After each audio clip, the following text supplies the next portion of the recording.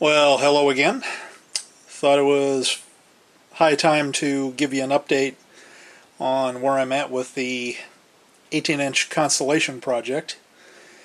Well, she's gray, specifically primer gray. Primer is a very important step before painting. I mean, one could go right to paint from construction, but primer is a really good intermediate step because it allows you to help check areas where there might be some surface defects, and it gives you a chance to correct them before you put your final paint coats on. As for the primer brands I like to use, the main one I like to use is Tamiya brand Fine Surface Primer. Couldn't get this for quite a while due to relabeling of the cans, but thankfully it seems to be becoming more and more available again. Some of the paint shades are still hard to get a hold of, but give it time, those will come back in stock as well. Now, in some areas, such as seams along the secondary hull and a couple other areas where I had little tiny divots and stuff, I utilized another product called Mr. Surfacer 500. This is made by a company called Gunzi Sangyo in Japan. Can be a little tough to acquire. Thankfully, I've got a local hobby shop that occasionally gets cans of this stuff. Mr. Surfacer 500, basically it's a primer as well, but the particles in there are a little larger than what you're going to find in a standard high-quality primer like Tamiya brand. And it's good for filling small defects. You can also get it as a brush paintable version. A few modelers also like to airbrush the stuff on. I've tried it. It works. The only thing about it is it really clogs the crap out of my airbrush whenever I use it. So I've either got to get an airbrush that I can use just from Mr. Surfacer, or I just got to find a way to thin the stuff a little bit better. Because if your Mr. Surfacer is a little thick when you spray it through an airbrush, it's going to come out all stringy and kind of like you're shooting silly string. Anyway, as you can see, construction-wise, not much has really changed since last time when I shot the video with the model still in its white plastic state. Thing that's nice about shooting the primer layer on, though, is it showed that I made some pretty good choices in terms of how I did my battle damage. Without having to see what materials are used, the primer gives it a nice level, even shade. And, well, you can see the damage on the inside of the warp pylons. At least I can a little bit more easily. One thing I'm particularly proud of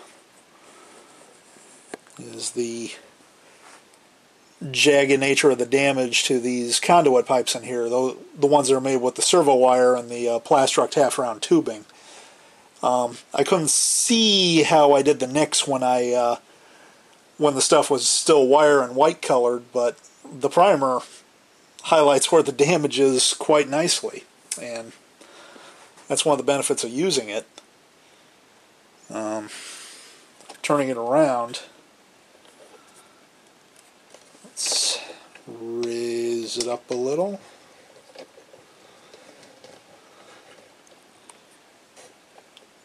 Turning it around here, I mean, damage on the front of this starboard side warp nacelle with that dangling conduit looks pretty doggone good. Everything's blended in really nice. It almost looks like lava rock exposed to high heat, which is, well, kind of what I was trying to achieve. You got to figure the warp plasma would have burned the crap out of anything in there, and the Doomsday Machine's anti-proton beam probably didn't help matters either.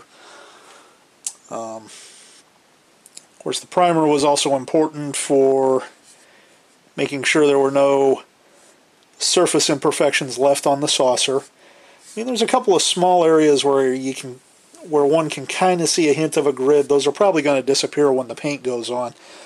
But it's probably not a bad idea to have a little hint of a grid there. That way because after all, this saucer did get blasted in 3 areas, and you got to figure there's a lot of damage in there.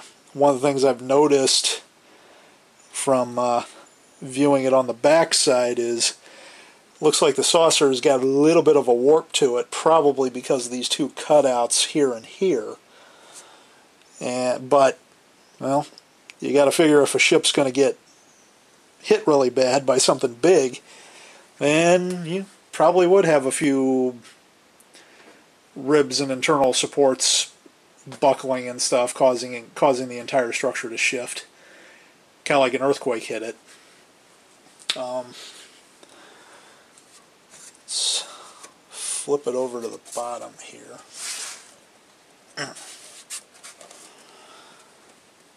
Yep. The 3 rings on the saucer, which I scribed in with a cutting compass, had a few problems because I couldn't see it on the white plastic, but this inner ring, my compass kind of skipped a little and produced a little bit of a devil image, so it took a few applications of primer to kind of fill that back. Secondary hull turned out very well. Very happy with it. Knowing what it takes to build a Constellation, I feel confident that I can tackle doing a stock model of another Federation starship, maybe the Enterprise, maybe something else, if I decide to do one clean. Especially now I know what to look for in regards to the pylon alignment. So, but that's where I'm at now. So I'll start work on the paint, and next time I shoot a video I should have the paint on there.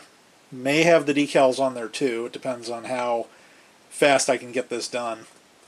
If I do work through this weekend, it should go pretty quick. Another thing I'll point out as well is over in Europe, Revell of Germany just issued the all-new tool classic USS Enterprise in 1/600 scale. Yeah, 1/600.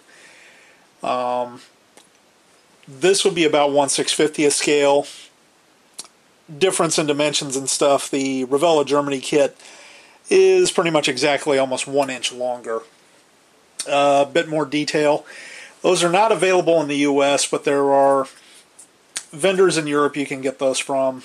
I'm hoping Hannet's, HANNANTS, Hannets.co.uk will get them in. If not, I'll probably get one from a vendor on eBay. Because I did talk with a couple, they've got them for sale, and some of the vendors are not selling them to anybody in the US because the Revell of Germany license is only for the European market, not for the US market. So it's going to be a little harder to get stuff in the US, but hey, if you're watching this on YouTube, it means you've got access to the web. And if you got access to the web, it means you can order something from Europe if you really so desire. It means we have to pay a little more, but what the hey. But I'm probably going to place an order for one of those, in which case, in addition to the next update on the Constellation, I will probably also shoot a review video on that kit. So stay tuned, and in the meantime, thank you for watching. Let's try that. I don't know, you think I should do the Enterprise from the Saturday Night Live sketch with William Shatner next, where you have the good restaurant Enterprise? I don't know. Might be kind of cool. Bye for now.